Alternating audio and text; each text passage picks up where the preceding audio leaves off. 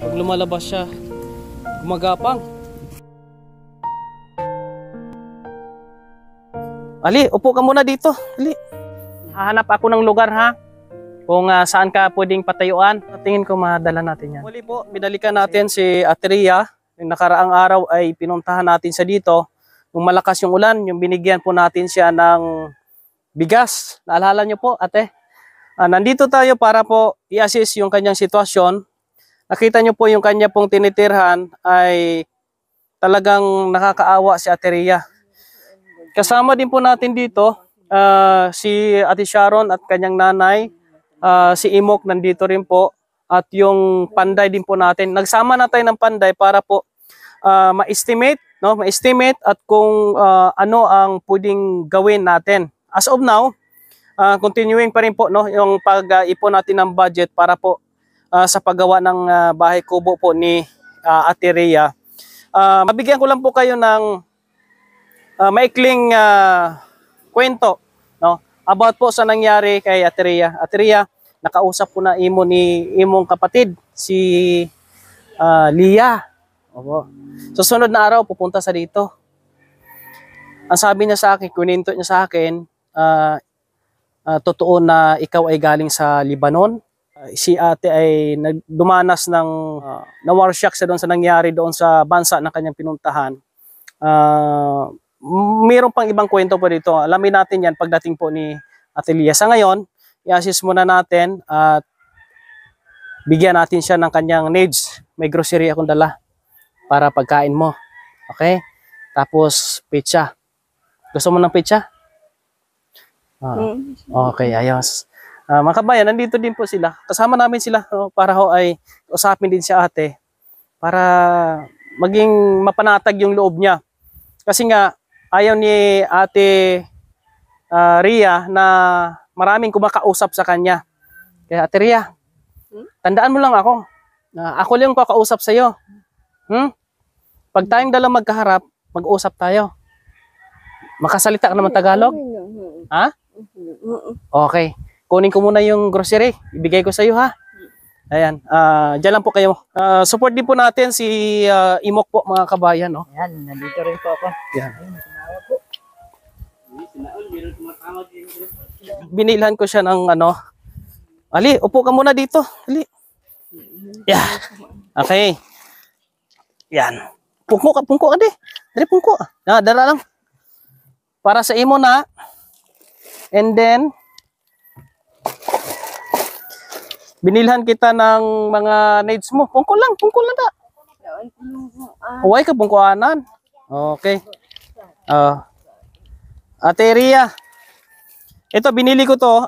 Naglalaba ikaw? Oo, baon tapos pang laba. Ay, makita mo kabayan, marami sa mga labahan po sa paligid. Binilhan kita ng mga ano, like ng sabon. Tulad nito, sabon, biskwit. And then, mga gamit mo sa bahay. Okay? Oo, thank you. O, imo ni. O, budget mo yan, budget. Pasok mo na doon. O, pasok mo lang sa sulod. Ay, thank you. Binilhan lang natin siya yung tama lang sa kanya. Kasi nga, kung marami, baka masayang lang din. Si ako makamating medicine na. May bigas. Ang bigas mo, ilan pa? Okay. Ito. Kumakain ka nito? Kumakain ka nito? Ayan. Pag meron ka ng bahay, uwi dito yung anak mo. Ilan yung anak mo? Dua na kasi na-registered. Malaki na sila? Gaano katagal ka na nandito? Mga 8. 8 na gulo kabtuin. Naalala niya pa yung tagal ng kayong pamumuhay dito. Yung may chance pa, malaki pa ang chance na makarecover sa ate. After ng bahay mo, okay lang sa'yo. Sama kita sa doktor? Okay sa'yo? Okay lang sa'yo? Hindi. Ay, di suma. This is not. Di. Naayon ako eh. Hihingi. Di, vitamins. Vitamins lang hingiin natin. Okay, doktora. Ang friend mo na si Jen. Oo. Ah, O, pupunta tayo doon. Tulog. Tapos, Oh, para tumaba ka, sumiksi, tapos makapagtrabaho ka uli. Oh, no. oo. Ilang taon ka lang single? Walo. Oh, 8 din. Ah, kain ka muna. Tama na ito. Oh, bigyan mo sila ha. Oh, dali lang. Ganitong natin process natin, kailangan yung isip niya. Anuhin mo muna. Oh, ikaw na Oh, bigyan mo na sila tig-iisa. Oh, okay na ako, busog na ako. Sige, okay na ako. Mga kabayan, mga tulad ni ate, kailangan yung kunin mo yung loob niya. Kasi mayroon siyang naranasang war shock, depression, mga kabayan. Kaya sana maraming makatulong po sa atin dito kasi kawawa po talaga siya. Si nanay, sila pong may-ari ng lupa dito na tinitirhan ni ate po, mga kababayan. Kaya okay po dito na magtayo. Siguro, ate Ria, bigyan mo din sila, ate Ria. Ato. Sige tayo, tapos na rin ako. Sige, bigyan mo si Yan. Kahit maliit lang po, sa'yo na to, itago mo na, te. Oh, para sa'yo yan. Kaya, bro, Rinante. Bro. Kaya muna dito.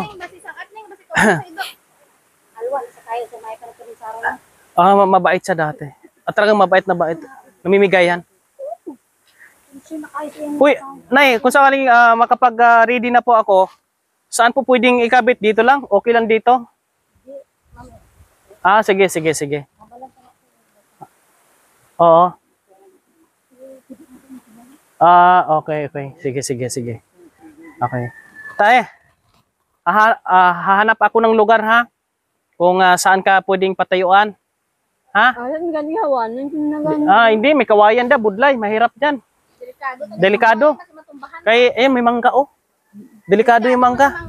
Baka matumbahan ka. Oo. Halika dito, Mon. Sige, kain ka muna dyan. Dra ka muna, kain ka muna. Yan po mga kabayan, no.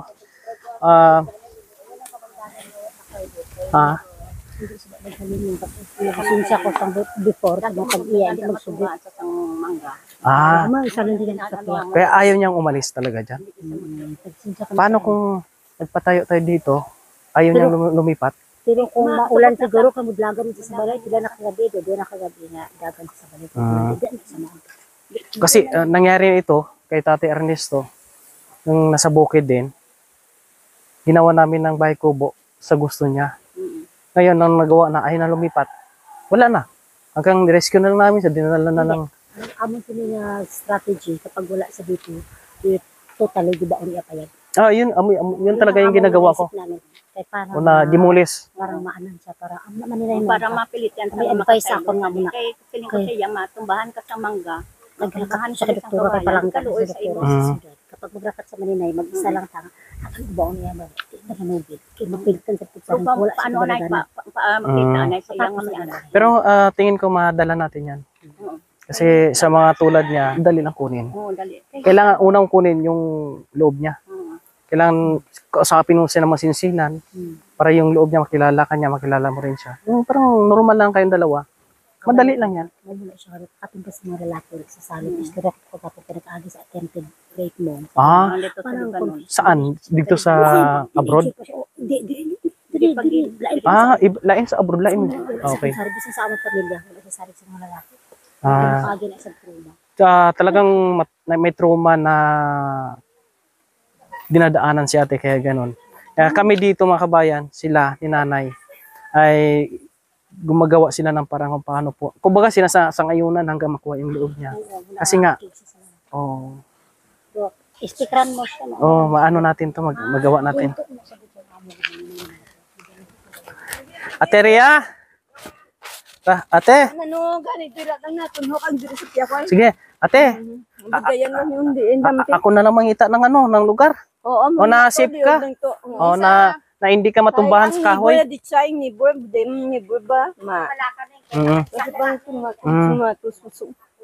Nagkakala na si Tia, may makamanggaan na si Oo. Huling dito. Dito yung sugatan mo sa higaan mo doon sa kwarta. Higaan mo na siya, kwarta pa mo sila. Sige ha. Sige. Ate Rhea, hindi ka na magkabalaka. Ari kami maprotekta sa imo, okay?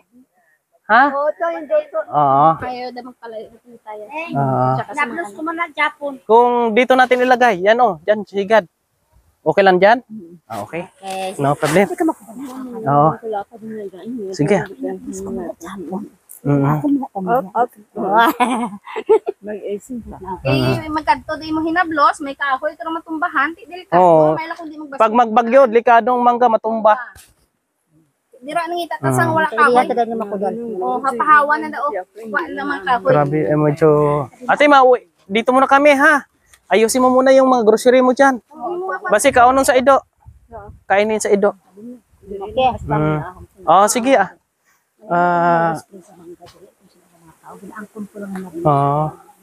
Kasi takot siya sa tao.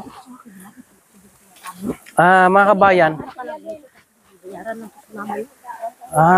Ang nangyari pala ito sa kanya sa Lebanon, bukod sa nagkagera doon, nakaranas po siya ng pamamalupit sa lugar na yon.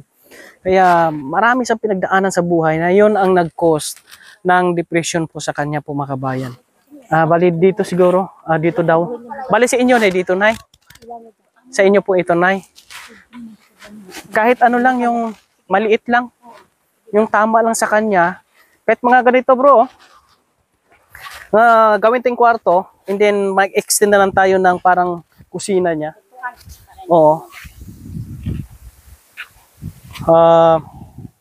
Maliit lang, tama lang na, hindi lang maano. Nay, may mga kahoy dito, Nay, na maano, Nay. Mabili natin kung ano. Kung mayroong mag-donate, mas maganda. Ang layo na nun. Dito ano kuya? Tanawa ko nun yung super tree. Ha? Kakat ng kahoy. Ang maraming magkakating yung ano lang, yung kakatingin. Oh, meron din dito. Meron din.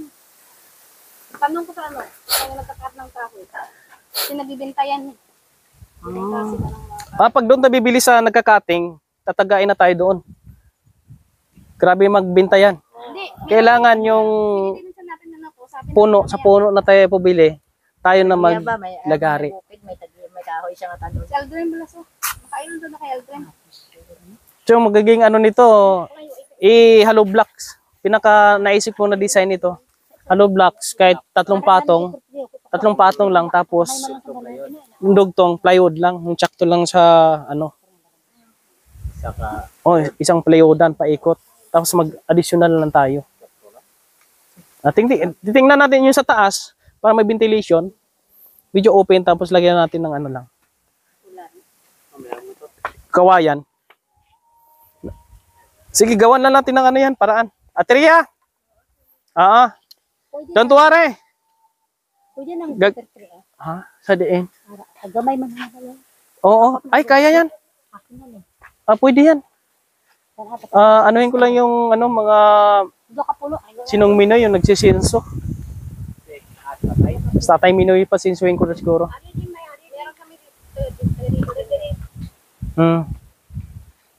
Yan po, no? Sige. I-schedule natin to. Kaya parang ang slab. Gamitan ko lang slab sa akong pangkal sa baboy ko. Oo. Maliit na naman ang kahoy ang gamitin dyan, yung mga 2x2, no? Yun lang, importante kasi. Hollow blocks naman palibot, tapos ang poste 2x3 lang, kahit ano lang. Siya lang na mag-isa. Kaysa ganun yung sitwasyon niya.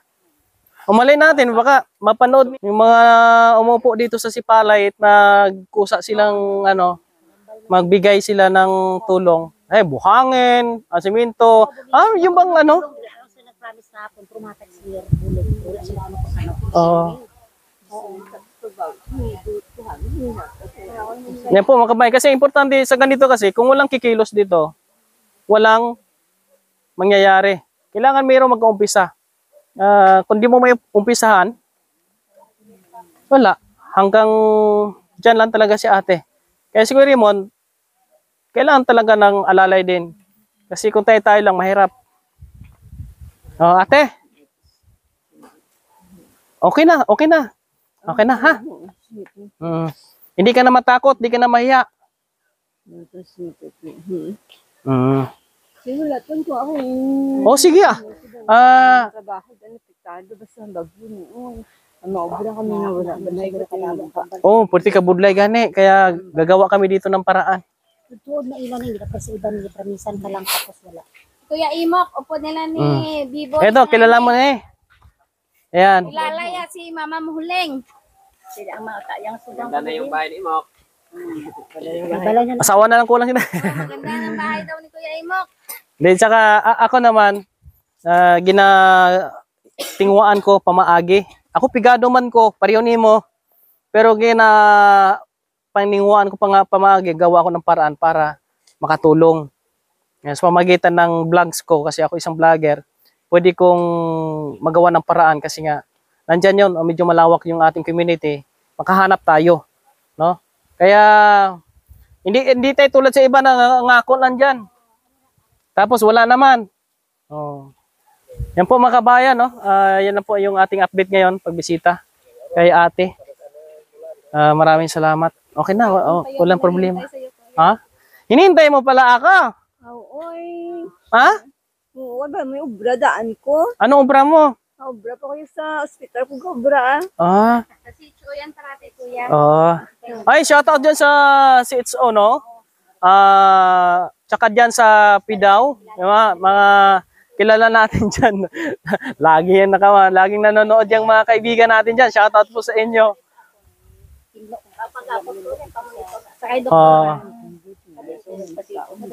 Mabilis lang ito.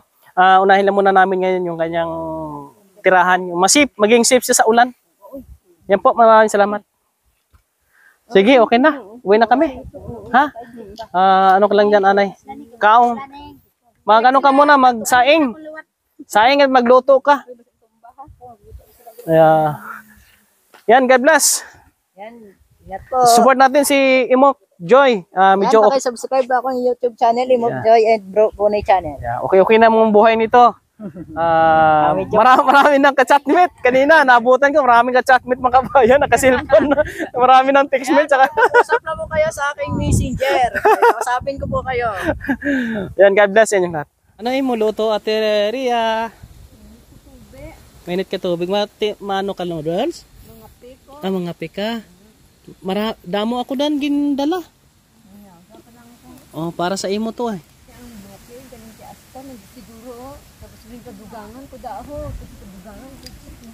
Babalihan ta to, dito lang tao sa pihak ha. Oh, sige ah. Oh. Maasikaso mo anay si Raymond. Maghanap muna ako ng pang-materialis natin. Ha? Sige. Ha? O, kaon ka. Imo na, panyapon. Di, okay na ako. Kumain na ako. Para matulungan si Ate Rhea dito. Hindi ka na budlayan. Sa bagyo dan gin bugnot pag nagibugnot nga daw bugon gid ang balay. Bagyo guba eh. Dapat pa kayo hindi na sila makayo kay. Ako na magkayo na si Kuya Raymond. Dato nila makayo sa balay ah. Ako lang ano mo, hiulaton mo di ha. Kuya Ate Rhea. Oh, sino ako gani? Oh, Raymond.